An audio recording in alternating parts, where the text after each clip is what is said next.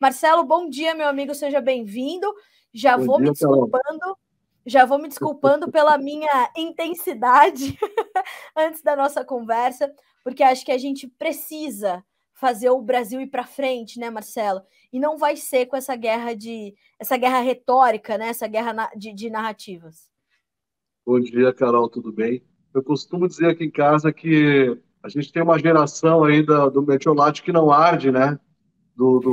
As crianças que não caem mais de bicicleta, não se machucam mais, então virou. A gente tem uma sociedade aí de bunda mole, como se diz aqui no estado, desculpa o É termo. verdade. Então, aí tu fala uma coisa, o cara já vai chorar num cantinho, ou ele tem o direito de te agredir porque ele foi agredido, porque é uma minoria, porque não sei o quê. Sabe, tem uma discussão que se fala nessas narrativas, né?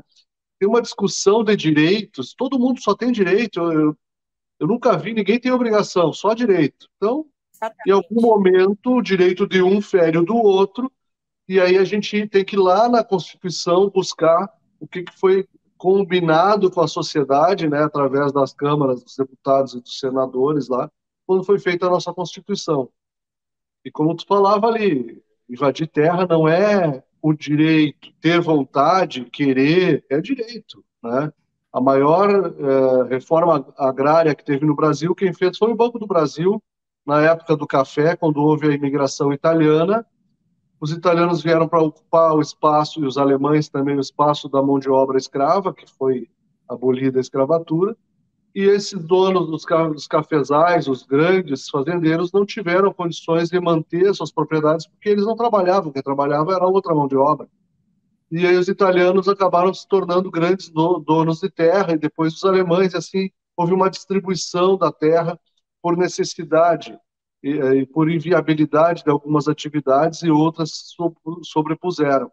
E me parece que é o que vai acontecer sempre, né? A economia, a viabilidade do negócio é que vai mandar essa discussão retórica e não resolve nada. Pois é, a gente ainda vai, como eu falei, né, Marcelo, é muito curioso, e a própria nota do presidente da CPI do MST fala isso, é muito curioso a gente querer voltar a falar sobre essa situação, dele participar ali dos atos do dia 8 de janeiro, quando isso já tinha sido, inclusive, esclarecido e finalizado no estado dele, que é o mesmo estado do seu, estado do Rio Grande do Sul, já havia sido finalizado. Agora querem trazer de volta, né? O ministro Alexandre de Moraes trouxe isso de volta à tona. Quer dizer, a gente vai trazer uma mudança de foco no momento em que ele assume. É complicado, é complexa. A política brasileira é algo que vai ser estudado. Quando o mundo não existir mais e a gente tiver outras populações dominando, vão estudar a política brasileira, porque há coisas que acontecem aqui, Marcelo Debaco, que até Deus duvida, meu amigo. E a gente percebe assim que nós temos pessoas eleitas, né, os deputados, os senadores, independente da forma, eles foram eleitos e foram chancelados aí pela sociedade, os meios de comunicação e tudo. E aí tem gente que não foi eleita para nada, foi escolhida por um cara, em algum momento por algum benefício, alguma troca de favor, e eles é que estão mandando no Brasil hoje. Isso é um contrassenso, e até eu fico assim perplexo de ver uma Câmara de Deputados com mais de 500 deputados e mais os senadores abaixando a cabeça e tentando criar um diálogo sobre uma coisa que não tinha nem o que discutir. Estão caçando deputados, daqui a pouco vão caçar a gente, vão tirar a gente do ar, vão caçar a minha vida porque eu falei contra. E é Exato. justamente esse o processo antidemocrático que a gente vê acontecendo de fato diariamente, né? Um tribunal superior de gente que não foi eleita caçando pessoas eleitas, ou seja, cadê a realidade? Onde é que está a lógica disso? É uma Pois coisa é, que só, né? quem investiga o investigado, o investigador, né, Marcela? É mais ou Sim, menos isso que a gente tem que entender. Agora, meu exato. amigo, coisas que a gente consegue responder, como por exemplo, essa pressão sobre os preços do trigo, tem justificativa para toda essa queda e ela tende a continuar, Marcelo?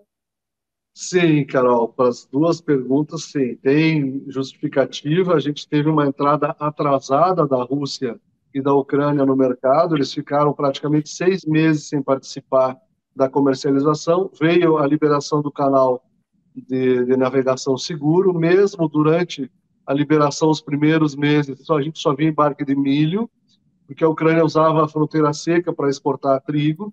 O maior importador de trigo do período foi a Comunidade Europeia. Essa era uma das rixas do Putin sobre a liberação do canal.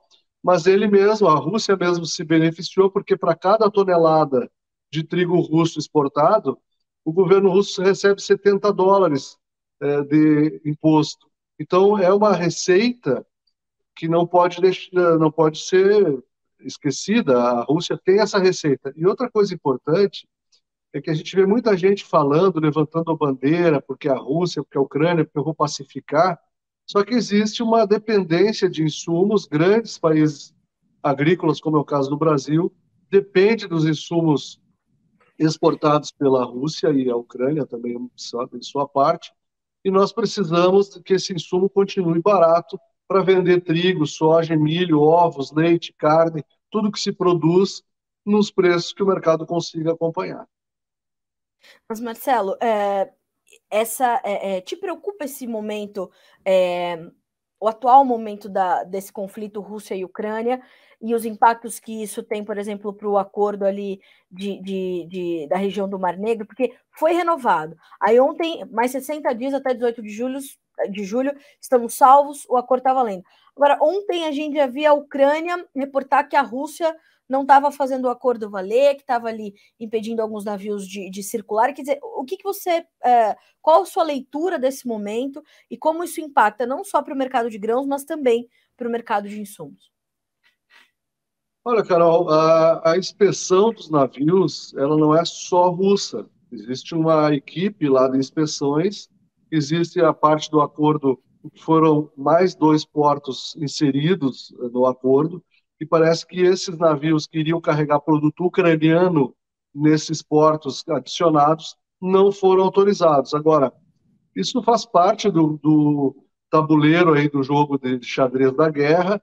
Eu não acho que a guerra vai trazer muito mais do que já trouxe até agora de repercussão, especialmente na questão de navegação. Acho que já todo mundo aprendeu a lidar com essa realidade, as próprias empresas de seguro.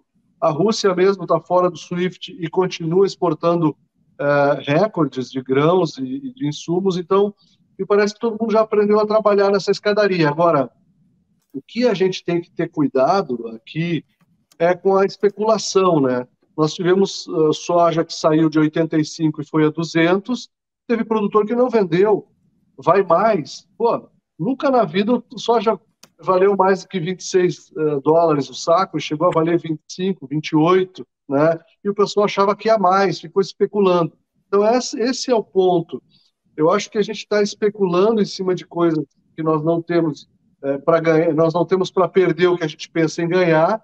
E agora a situação, especialmente para o trigo, que é uma cultura de inverno e de maior risco, apesar de nós tivemos 2 verões aí bem castigados quanto à questão da produção gaúcha e paranaense de safra de verão, mas a safra de inverno é bem mais complexa. Além da seca, a gente tem excesso de chuva na colheita, a gente pode ter geada na floração.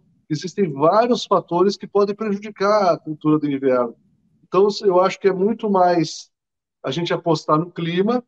E uma outra coisa importante, né, Carol? Soja, nós temos 86% do soja do mundo produzido nas Américas. E trigo, cada vez se produz um pouquinho em cada lugar. Então, a gente percebe, por exemplo, agora, daqui uma semana e meia, começa a colheita americana e canadense de trigo de inverno, que representa 70% do trigo desses 2 grandes exportadores, né? E que tem uma safra Sim. que vem sendo acompanhada aí, uma situação ruim de seca, especialmente a safra americana, e que agora, de repente, ficou boa.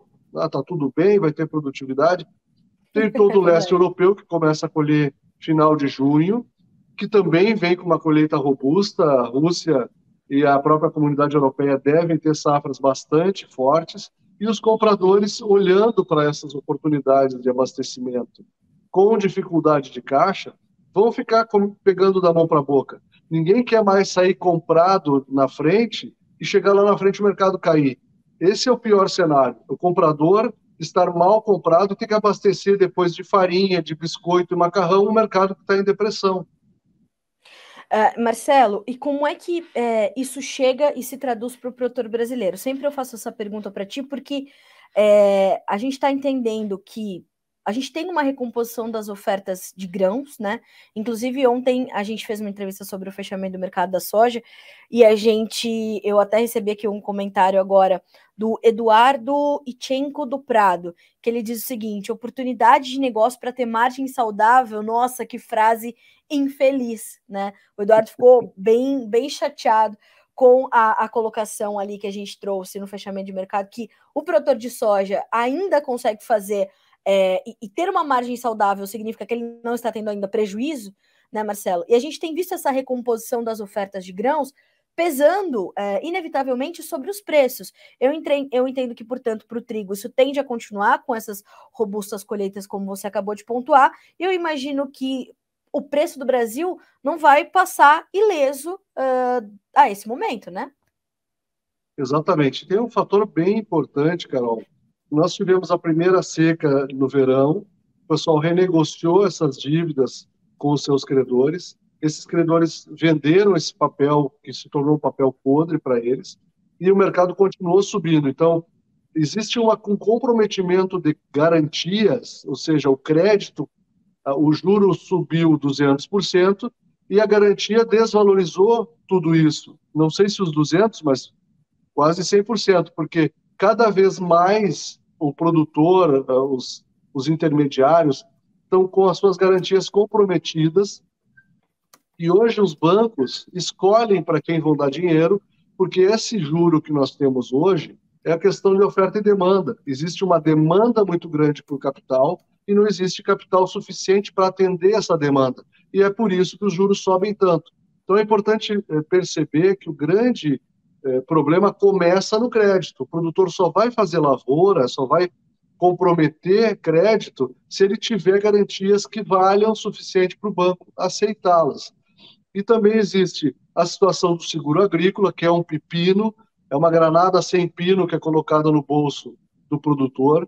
Ele recebe, se receber o seguro, não representa toda a sua lavoura, existe um percentual da lavoura que é atendido pelo seguro, mas ele custa como se fosse 100%. Então, toda essa engenharia do negócio começa a ficar desencontrada, as engrenagens começam a quebrar os seus dentes e começa alguma coisa a não andar. Então, se tem margem, sinceramente, para alguns deve ter, porque em toda crise tem gente que quebra e tem gente que cresce, né? Exatamente. Nós vimos aí na década de 80, principalmente no começo da década de 80, muitos gaúchos migraram para o Mato Grosso do Sul, depois para o Mato Grosso, e muitas famílias sucumbiram, faliram, muita gente se matou naquele tempo ali, depois com a situação do governo Collor lá, 96% ao mês de inflação, num dia, 86% a dívida do agricultor cresceu num dia, né, com a senhora Zélia Cardoso de Mello, que foi a nossa economista, que não era economista, esse é um outro acidente que a gente está tentando repetir agora, mais um amador trabalhando onde deveria ser profissional, e a gente percebe que essas coisas impactam no longo prazo. Então, o Brasil agora tem um retrocesso de preços que poderia ser absorvido pelo mercado, os produtores, as cooperativas, os cerealistas poderiam estar absorvendo isso, não fosse a especulação. Muita gente no lado da produção achando que sobe, está tomando dinheiro no banco a juro caro, esperando que Altíssimo. daqui a 6 meses o mercado vai subir de novo. Se colocar o juro sobre o preço atual, vai ver que lá na frente ninguém paga esse preço. Então estão tomando isso no achismo, sem fazer a conta. Esse é o grande risco. O custo de produção, desculpa que eu estou me alongando aí, Carol, mas o Imagina, custo por de favor, por produção favor. sobe, o produtor economiza, ele usa menos, então nós vamos ter menos semente de qualidade, nós vamos ter menos insumos de qualidade, nós vamos ter uma diluição de insumos, o produtor vai virar engenheiro químico, vai começar a misturar diesel com não sei o quê, para tentar espichar a régua dele e ficar devendo o menos possível. Então, o que eu diria, assim, como eu estou chovendo no molhado, o produtor, todo mundo do mercado sabe que isso vai acontecer, nós vamos ter perda de qualidade e de produtividade. Qual é a saída? Venda o seu custo, saia Pois vendendo é. no custo. Então, se custa 35 sacos, eles já não são mais teus. Tu vai fazer a lavoura, esses 35 sacos não são mais teus. Vende e torce para ter feito um mau negócio. Porque o que Pois é. sobrar da tua lavoura, o que sobrar da lavoura, aí tu especula quanto quiser. Olha, Marcelo, você está recebendo aqui dois comentários muito importantes. Um é do Alban, que diz assim: Bom dia, Carla Toledo, Paraná. Grande Marcelo, autoridade em trigo. Sempre bom ouvi-lo. Abraços. Então, realmente, o Alban Obrigado, Alban. tem assino embaixo, realmente autoridade no mercado de trigo. E o Alberto Tesmer, que tem conversado muito conosco sobre as questões dessa gestão, falando exatamente o que você acabou de dizer, diz assim: ó, bom dia, Carla, boas informações, abraço, meu amigo Marcelo Debaco. E de fato, Marcelo, eu tenho falado isso quase todos os dias aqui no Bom Dia Agro, né? Venda o teu custo, né? Venda o teu custo, garanta pelo menos o mínimo da tua margem, e eu acho muito pertinente essa colocação. E resta para ter feito um mau negócio para vender melhor lá na frente, ótimo, mas pelo menos o teu custo está coberto. E é muito bom a gente trazer a sua perspectiva, Marcelo, porque a gente começa a trazer para o produtor brasileiro que não se trata de algo para a soja, para o milho ou para o trigo. Não, a gente está nesse momento para os grãos, porque a oferta se recompôs, né, Marcelo? Sem dúvida. E a gente tem que lembrar, Carol, que o grão é matéria-prima, não é Sim. carne, não é máquina, não tem valor agregado. Então, para a gente conseguir que isso aí valha muito, alguém tem que perder. Alguém tem que perder safra, alguém tem que ter uma tragédia, como aconteceu com o produtor argentino, uma pena, porque a gente se compadece Sim. bastante. Quando o produtor perde, a sociedade ali na frente vai perder em cascata, Exato. porque essa matéria-prima vai repercutir no custo dos outros produtos que são aliados a ela. Então é importante a gente ficar atento a isso e todos que a gente fala sobre estratégia comercial e tudo mais, claro que a gente tem uma certa tranquilidade porque não é a minha terra, não é a minha lavoura, então é muito fácil a gente falar da grama do vizinho, ela é sempre mais verdinha, mas é importante também a gente bater nessa tecla porque nós tivemos 2 anos aí, o 21 e o 22, uma escalada de preços muito grande e eu espero que o pessoal tenha conseguido guardar reservas para criar estratégias comerciais com suporte em casa, sem precisar lançar mão de recursos fora de casa. Bom, Marcelo, eu te agradeço demais por estar conosco. Para a gente finalizar aqui o nosso comentário, queria saber se você consegue me trazer algumas médias de preços de trigo para o produtor brasileiro, que são base ali para a gente entender como é que os negócios estão fluindo nesse momento aqui no Brasil. Olha, Carol, o mercado veio de R$ 1.900 lá, outubro, novembro, para 1.250 agora.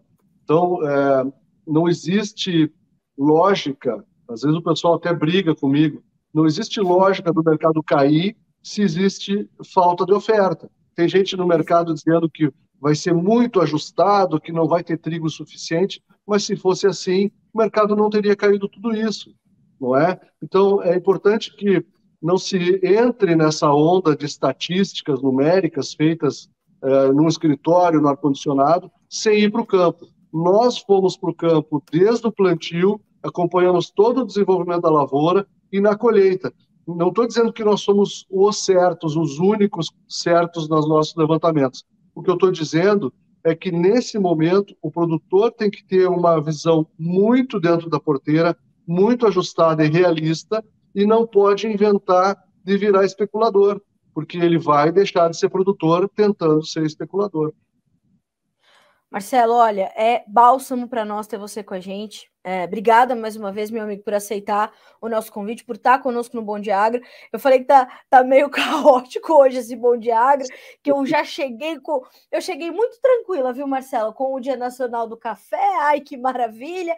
Um bom café para você. Aí veio a CPI do MST, já perdi aqui meu negócio. Aí já veio o Marcelo me dizendo: olha, a negação uma doença, né, Marcelo Debaco? A gente não pode olhar para o mercado e tentar remar contra a maré. O mercado está aí, a gente precisa vivenciá-lo.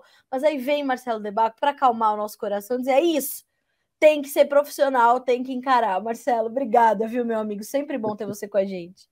Eu que agradeço, Carol. Parabéns pelo trabalho de vocês aí. Estamos sempre à disposição. Muito obrigada. Um beijo para ti e para todo o time da Debaco. Até a próxima. Obrigado, igualmente, para vocês aí. Obrigada. Até mais.